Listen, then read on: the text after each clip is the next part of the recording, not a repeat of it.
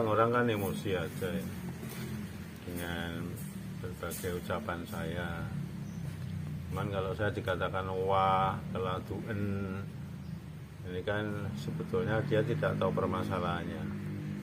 Kalau dia tahu permasalahannya tentu tidak begitu. Karena saya sifatnya memberikan sebuah edukasi atau pemahaman pada seluruh Trah Mataram ini bahwa kita tuh punya yang namanya angger-angger aturan lah gitu loh. Jadi saya ya hanya bersandar pada Allah saja, tidak kepada manusia siapapun.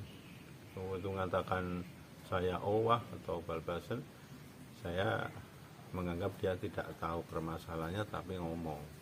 Mohon maaf, jadi keraton ini memang perlu didalami secara mendalam, karena perjalanan keraton yang sudah sekian ratus tahun itu luar biasa, mencetuskan berbagai persyaratan tentang kamu menjadi orang Mataram atau orang keraton. Ini darah maupun tidak darah ataupun orang asing itu harus mengikuti apa aturan yang ada di keraton ini. Nah, tapi tidak semua orang kan tahu. Maka pesan saya, kalau memang tidak paham betul tentang keraton ini secara mendalam, ya lebih baik dengarkan dulu, tanyakan, baru mengadakan sebuah evaluasi. Begitu. Kalau owah itu kan, kalau orang owah itu berarti orang gila. Kelado itu mengatakan yang sudah kebablasan gitu. Itu dalam terjemahnya begitu. Jadi kalau saya dikatakan orang gila itu kan saya tidak punya kartu kuning.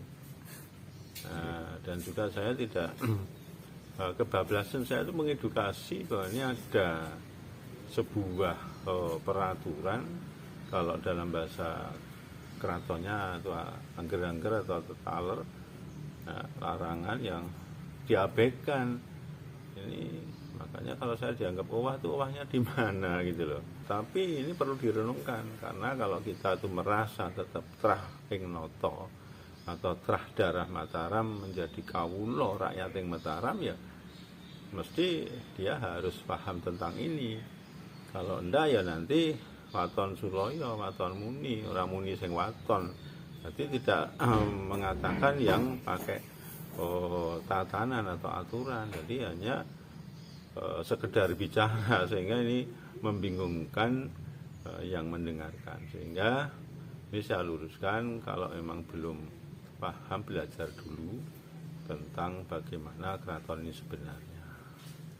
Mudah-mudahan ini sudah stop begitu, sehingga nggak ada lagi perkataan yang sangat tidak pantas kepada saya.